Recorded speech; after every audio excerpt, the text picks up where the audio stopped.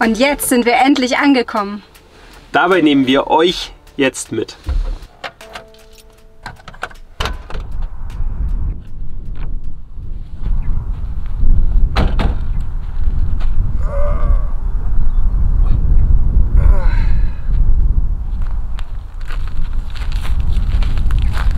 Wir sind in Utah!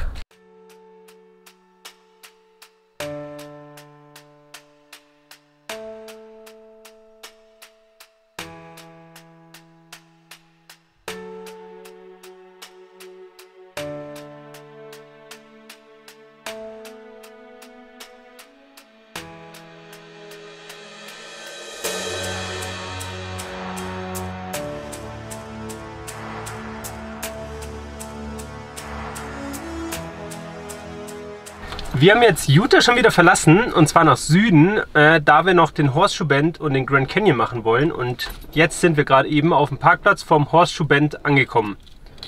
Und ja, dahin gehen wir jetzt und schauen uns den an.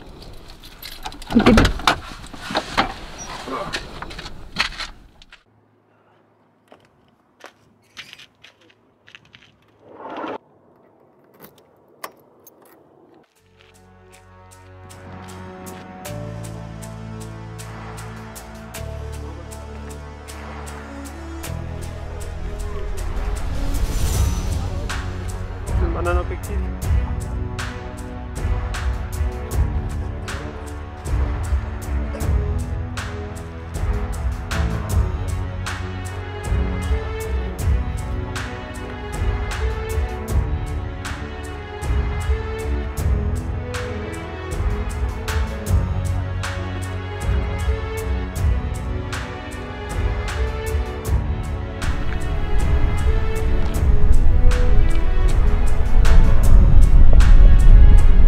Für so Leute wie mich, wo die Höhenangst hier richtig kickt, gibt es übrigens da drüben einen Bereich mit einem Zaun, dass man wirklich an die Kante kann.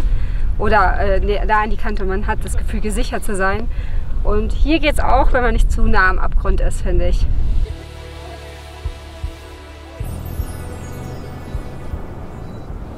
Das war jetzt unser kurzer Stopp hier beim Horseshoe Bend. Es war ungefähr, keine Ahnung, eine halbe Meile laufen, um hierher zu kommen. Und dann hat man diesen Ausblick, was definitiv die $10 Eintrittspreis fürs Parken eigentlich entschädigen beim kleinen Camper. Wir haben gelesen, bei großen ist es teurer. Und jetzt geht es für uns weiter Richtung Grand Canyon.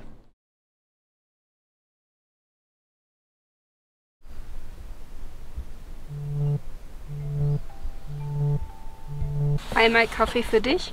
Dankeschön. Jo, komm raus. Wir befinden uns aktuell im National Forest.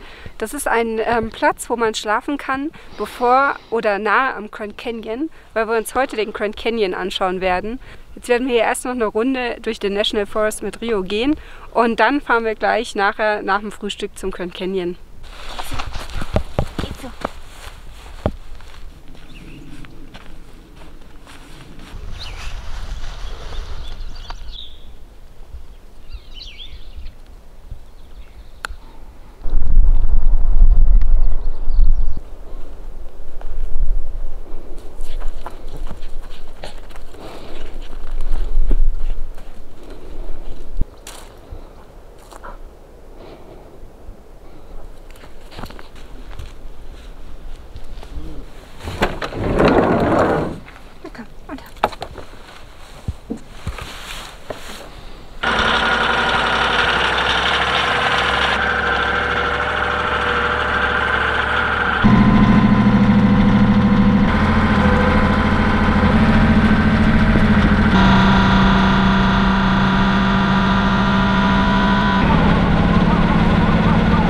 Wir haben es vor 8 Uhr morgens und der Parkplatz ist schon gut gefüllt.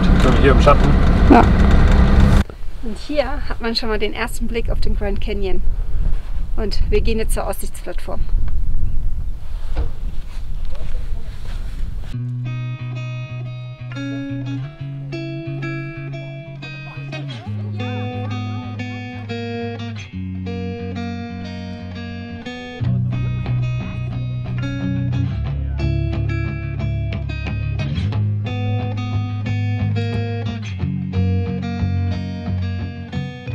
So, der erste Ausblick ist schon wirklich beeindruckend. Die Sarah hat anscheinend was vor. Die geht hier nämlich schon runter. Und ja, für uns geht es jetzt dann gleich weiter zum nächsten Aussichtspunkt, der bestimmt genauso beeindruckend ist. Und danach geht es dann mit Rio auf eine kleine Wanderung. Prinzipiell gibt es hier noch einen Weg, der runter geht mit 4 Kilometern. Wir schauen uns aber nur die Aussicht jetzt von hier oben an.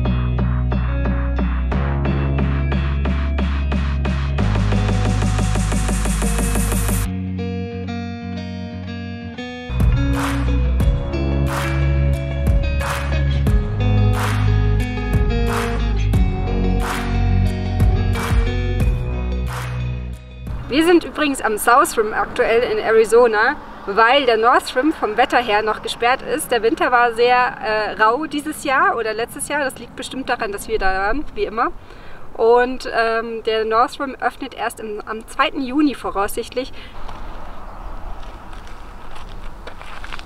Sie hat eine Mission.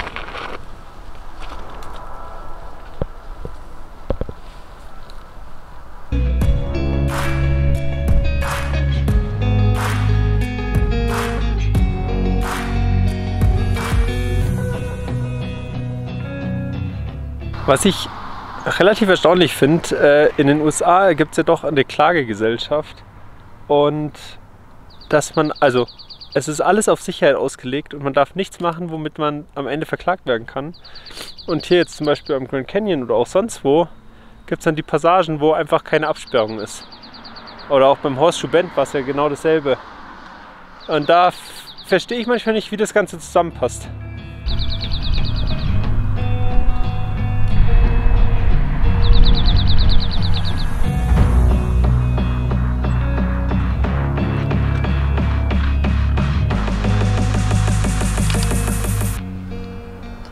Wir sind jetzt am Visitor Center angekommen und machen gleich den Weg zum Mother Point und Yavapai Aussichtspunkt.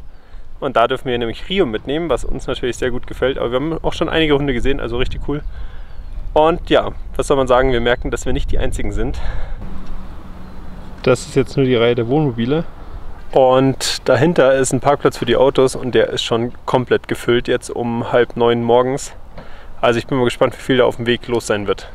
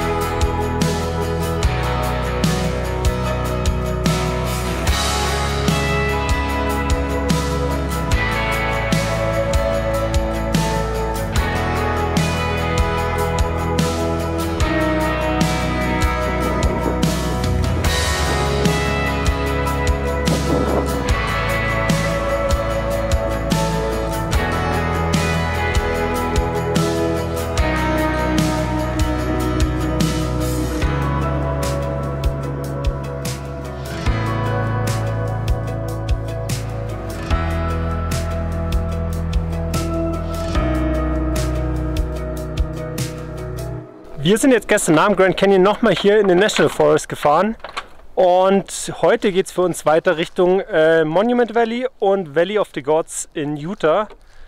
Aber auf dem Weg dahin werden wir am Anfang noch 1-2 Aussichtspunkte machen, und also hier beim Grand Canyon, und danach wird dann einfach Strecke gemacht.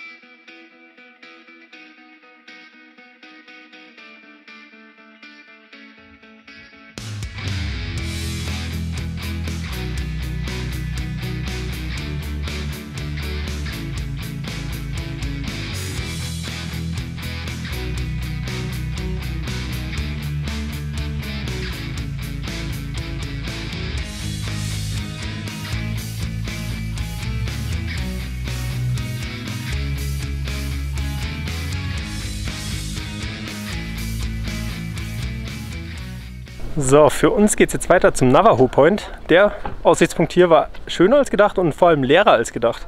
Ja, wenn man jetzt mal auf die Seite schaut, sind alle Parkplätze noch frei. Damit haben wir ehrlich gesagt nicht gerechnet, und man hat es ja schon beim Ankommen gesehen, wir parken direkt mit Blick auf den Canyon.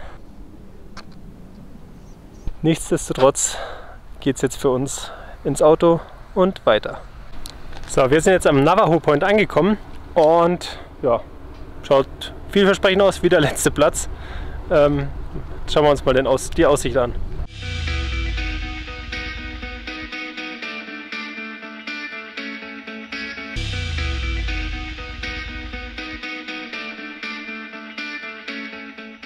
Das ist jetzt der erste Punkt, der wirklich anders ausschaut wie die anderen, mit der roten Gesteinskante hinter mir. Das ist schon ziemlich cool.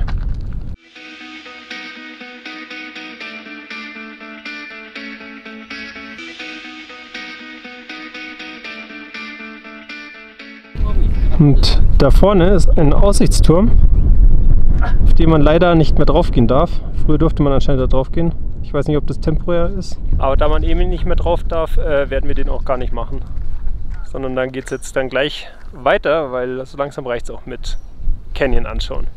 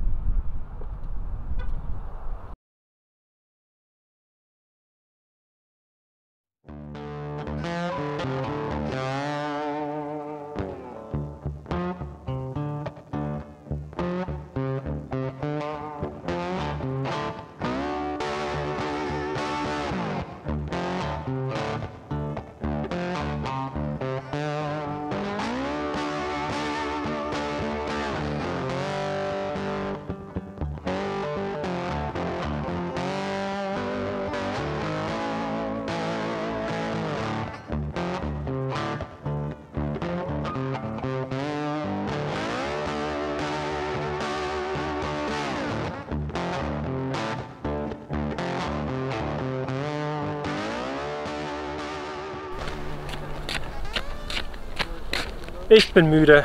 Ich glaube, ich gehe nach Hause.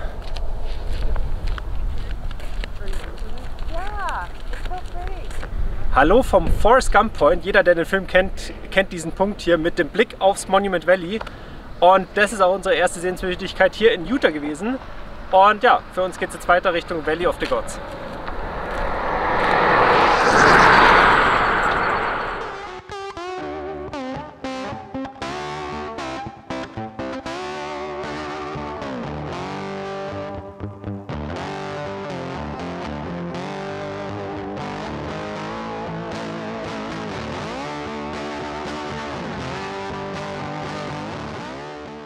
Wir haben jetzt noch relativ spontan einen Zwischenstopp vom Valley of the Gods eingelegt.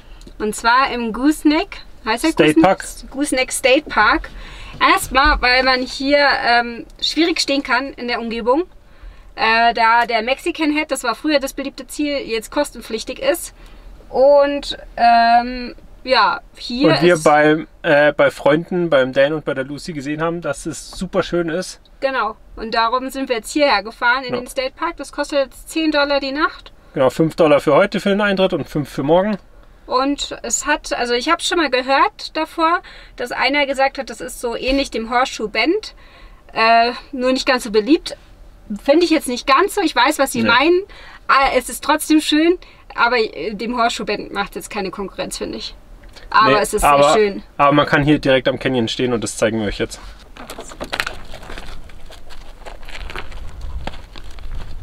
Schauen, ob der Wald gleich in den Canyon fällt.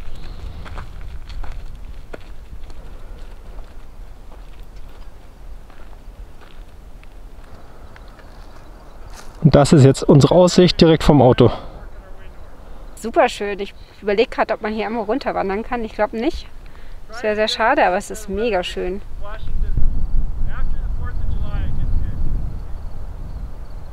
Und da hinten sieht man noch ein bisschen vom Monument Valley, wo wir gerade waren.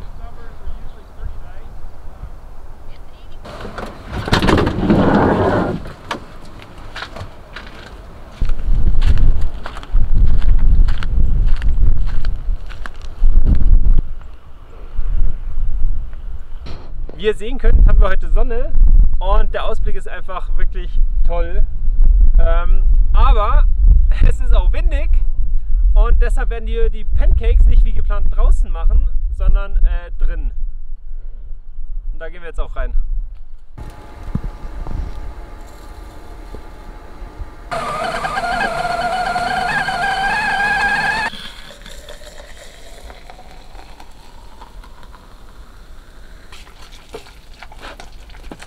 Das Schönste ist, dass wir in Deutschland nie Pancakes gemacht haben und wir das jetzt wirklich zu schätzen wissen.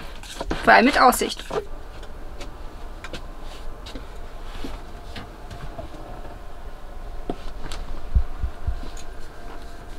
Das schaut doch schon mal gut aus. Wir frühstücken jetzt noch und im Anschluss werde ich versuchen, den Luftfilter sauber zu machen. Weil wir hier die ganze Zeit oberhalb von 1400 Meter ungefähr unterwegs sind und man merkt einfach, dass bei jedem Höhenmeter, der dazukommt, Sven schlechter anspringt. Und deshalb reinigen wir jetzt den Luftfilter. Weil man merkt einfach, sobald mehr Sauerstoff in der Luft ist, jetzt ist die Klammer gerade runtergefallen, dass er dann einfach wirklich viel, viel besser anspringt. Genau. Und leider Gottes haben wir bis jetzt in in den USA noch keinen Luftfilter gefunden, der bei uns passt. Jetzt haben wir noch ein Druckluftspray. Jetzt hoffen wir, dass das reicht. Und sonst müssen wir uns was anderes einfallen lassen. Mal schauen. Geht das? Das kommt zumindest raus.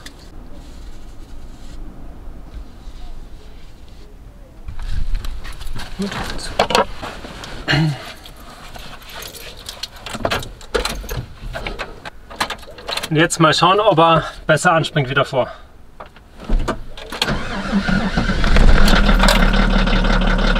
Ja. Ein bisschen besser. Mal schauen, hoffentlich bleibt so. Ich bin gespannt.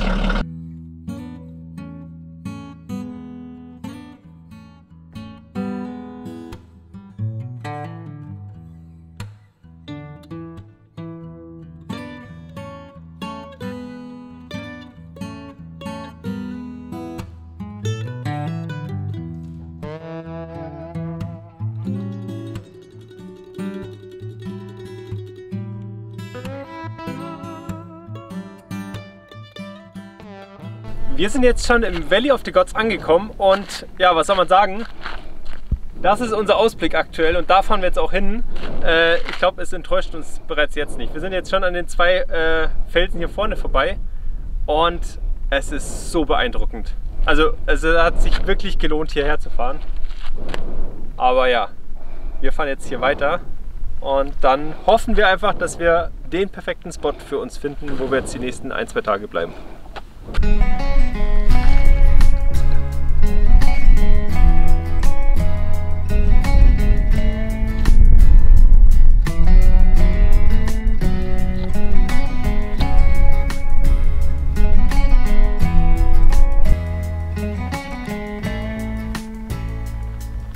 Von da hinten sind wir gekommen.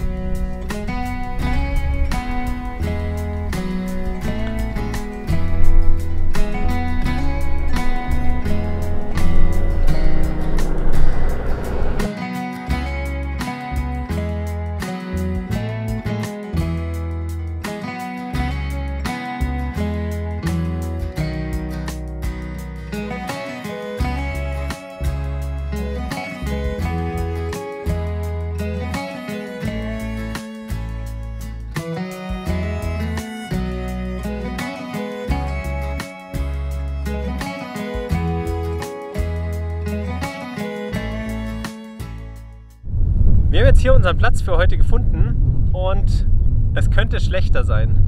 Ich bin mal gespannt, ob wir hier alleine bleiben, weil der relativ groß ist. Aber ja, hier werden wir jetzt den Tag verbringen.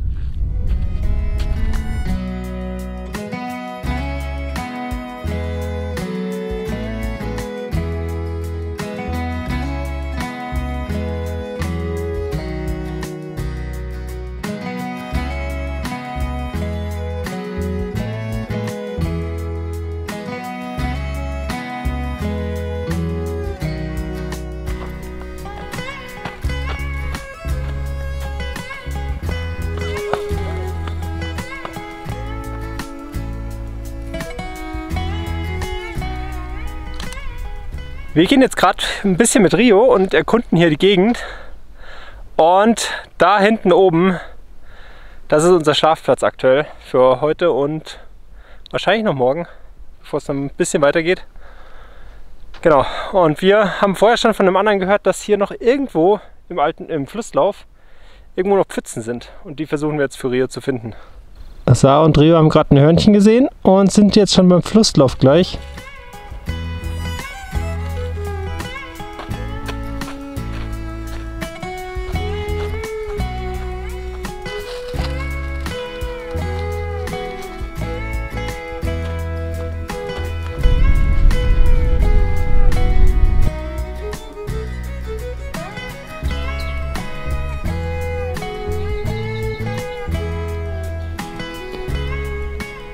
Wie ihr sehen könnt, haben wir und insbesondere Rio das Wasser gefunden. Und ich glaube, er hat jetzt schon Spaß. Ich glaube auch.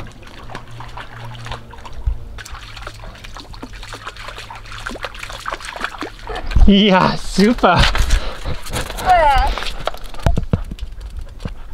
Und das ist übrigens Rios normale Reaktion, wenn er Wasser entdeckt im Sommer.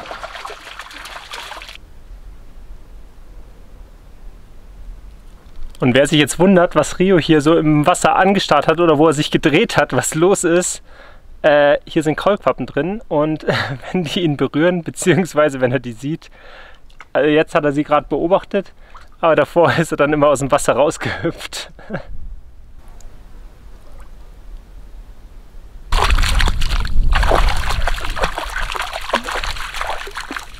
Ja, das war die Kaulquappe. Rio hat eine Mission, er hängt nur gerade. Er hat nämlich einen kleinen Stock gefunden, der unbedingt mit muss.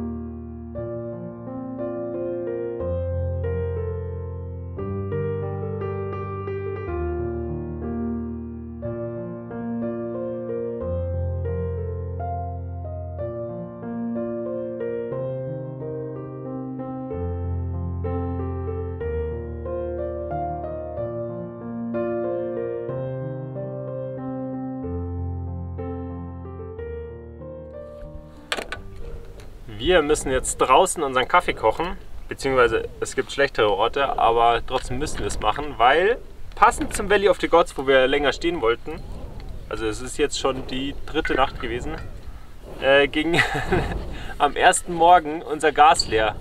Ersten Morgen? Mhm. Und ja, für solche Fälle haben wir hier immer unseren Ersatzkocher dabei, den wir früher auf unseren Urlauben dabei hatten. Und ohne den wäre es ein sehr kurzes Vergnügen im Valley of the Gods gewesen. Genau, und heute geht es jetzt dann für uns weiter, da füllen wir dann unser Gas auf und ja, die Hinfahrt wird auf jeden Fall, also auf die freuen wir uns auf jeden Fall, weil wir den Rest vom Valley of the Gods machen, dann den Moki Duckway. Den Moki Duckway, danke Sarah. Und danach füllen wir dann das Gas auf. Und ich sag mal so, man gewöhnt sich an den kleinen Luxus eines festen Gaskochers schon sehr, weil die letzten Abende war es dann immer windig, dann dauert es draußen ewig, bis es aufheizt, oder man baut sich mit Steinen so einen Windschutz. Aber ja, es ist doch was anderes, wenn man dann drinnen kochen kann. Aber jetzt erstmal einen Kaffee.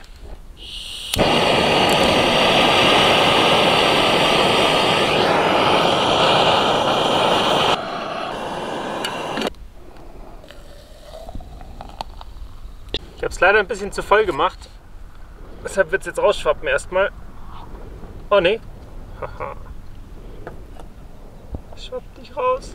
Da Rio momentan uns ganz schön fordert mit seiner Pubertät, habe ich mich entschlossen, ihn heute zum Duell rauszufordern.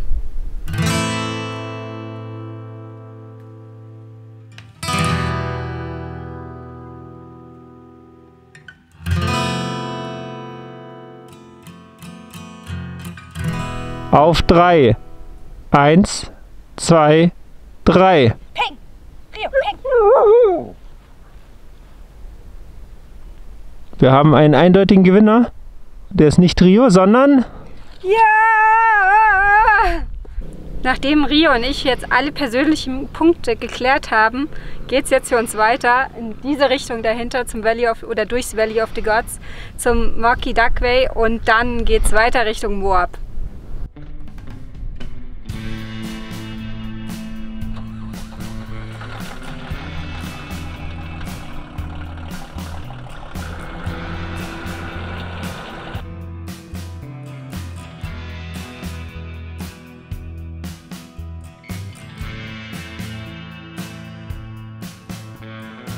Und jetzt wird getauscht, damit Tobi Drohne fliegen kann. Und ich fahre hier ja echt wenig, gerade auch wegen unserer Versicherungssumme. Aber ich muss sagen, es macht ziemlich Spaß.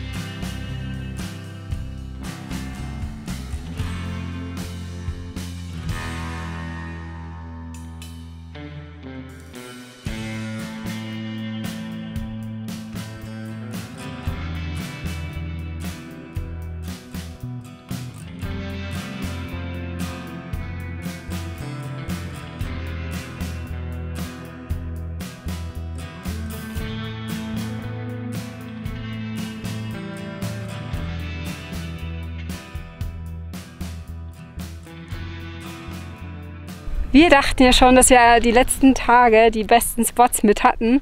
Aber nachdem wir jetzt das hier gesehen haben, glauben wir es nicht mehr. Und hier hinterm Auto geht es noch weiter. Deswegen mussten wir hier noch kurz anhalten. Genial, oder? Genial. Und das Schöne ist, es ist alles BLM-Land, das heißt also Public Land. Hier darf man überall frei stehen und campen in den vorgefertigten Buchten. Genial, einfach genial.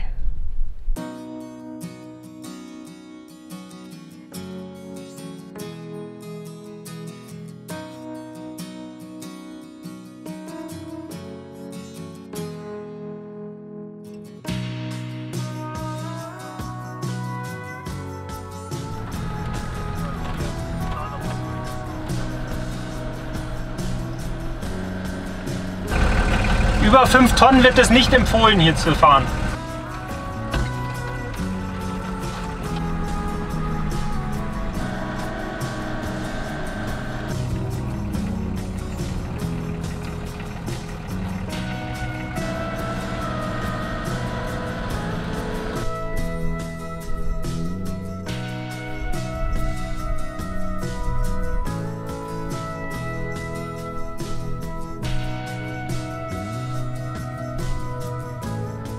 Wir sind jetzt oben am Valley of the Gods. Wir sind jetzt oben am Moki Duckway angekommen, am Aussichtspunkt und haben hier hinter uns Blick aufs Valley of the Gods, was ziemlich cool ausschaut, auch wenn es leider nicht in der Sonne ist. Und in den letzten, ich weiß nicht, 2,3 Meilen sind wir ordentlich hochgefahren. Weil wenn man sich das mal anschaut, die Höhenmeter, das ist nicht zu verachten. Sarah ist schon vorne am Foto machen.